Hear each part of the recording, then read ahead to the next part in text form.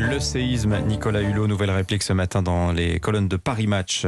Enquête signée Anne Jouan et ça concerne Mariana Gréppinet autour de 20 ans d'omerta, que ce soit au gouvernement, mais aussi chez les Verts. Nous sommes avec Anne Jouan et Bruno Jeudi, le rédacteur en chef de Paris Match. Je voudrais juste rappeler un peu l'affaire Baupin, Bruno Jeudi, si vous le voulez bien, parce que, évidemment, on pense tous au lien qu'il y a potentiellement entre ces deux affaires. Denis Baupin qui quitte la vie politique en 2017 après enquête pour agression sexuelle.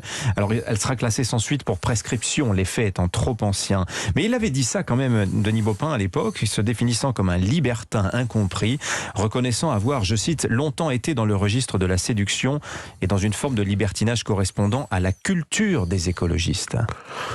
Oui, la culture des écologistes, c'est ça qui est frappant dans sa déclaration de l'époque. Cette affaire Baupin avait beaucoup secoué le parti. Alors Denis Baupin à l'époque est quand même vice-président de l'Assemblée nationale. C'est un éminent membre du parti. Il signe le beau livre sur la fin des voitures, exactement, contre le réchauffement climatique. Sa compagne est la ministre dans le gouvernement dans le gouvernement de François Hollande. Donc c'est une personnalité importante.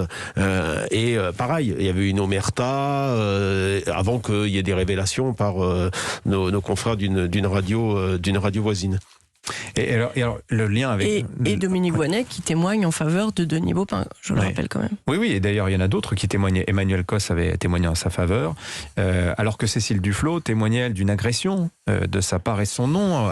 Toutes ces femmes-là apparaissent aussi dans le dossier Nicolas Hulot, avec à chaque fois cette ambiguïté où l'on sent un tiraillement entre les intérêts politiques d'un côté, et puis la femme, la mère, qui sont potentiellement touchées. C'est ce qu'on disait tout à l'heure, il ne faut pas nuire à la cause. Je pense que c'est central dans cette histoire-là.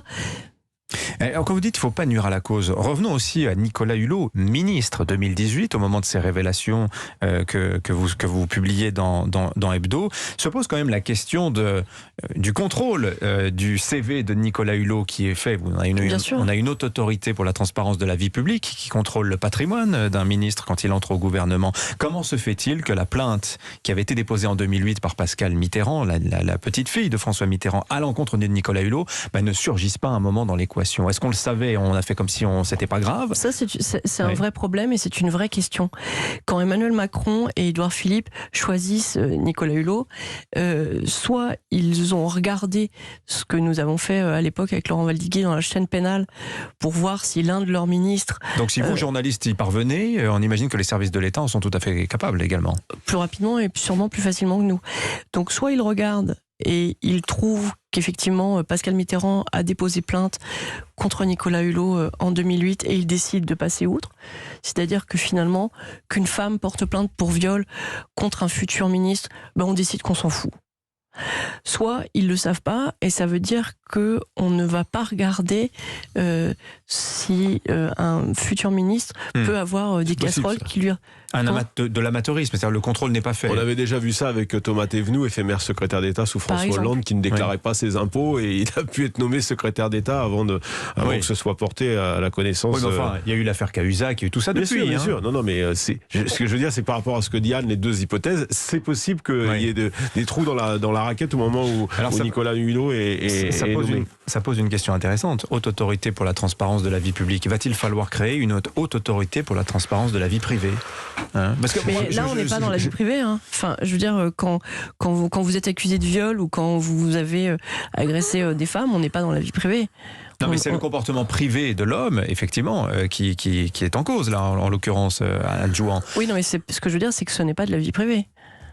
Vous n'êtes pas jugé dans un tribunal pour des affaires de vie privée. Vous êtes jugé pour des histoires de crimes.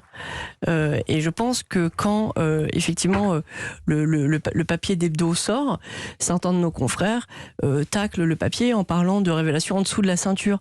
Mais bon sang, on n'est pas en dessous de la ceinture. On parle de viol. Il y avait une plainte. C'est très juste, ouais. Il y avait une plainte. Non, j'espère qu'on n'arrivera pas à cette décision ultime qui consisterait à créer une haute autorité de la vie privée pour les hommes politiques. Mais c'est vrai que lorsqu'il y a des plaintes qui concernent certains hommes puissants relevant un peu du pouvoir, on voit bien qu'ils peuvent être traités avec parfois parfois un manque de célérité. Ouais. Anne Jouan, Bruno a mentionné tout à l'heure la déclaration du président de la République pendant le Conseil des ministres. C'est sorti. La justice ne se fait pas dans les médias. Il y a une accusation de tribunal médiatique. Élise Lucet a répondu suite à après envoyé spécial en disant il n'y a pas de prescription médiatique pour ce genre d'affaires. Qu'est-ce que vous en pensez? Alors, il n'y a pas de prescription. Les journalistes ne sont pas soumis à la prescription judiciaire. Ça, c'est un fait important. Sinon, bon nombre d'affaires, je pense par exemple à l'affaire Bousquet, ne seraient jamais sorties dans la presse.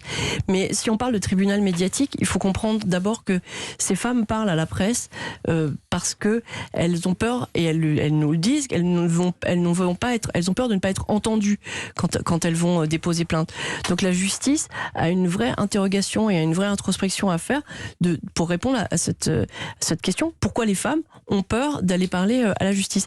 Enfin, tribunal médiatique, je rappelle quand même que Nicolas Hulot avait porté plainte contre nous au moment d'Hebdo avec Laurent Valdiguier en diffamation.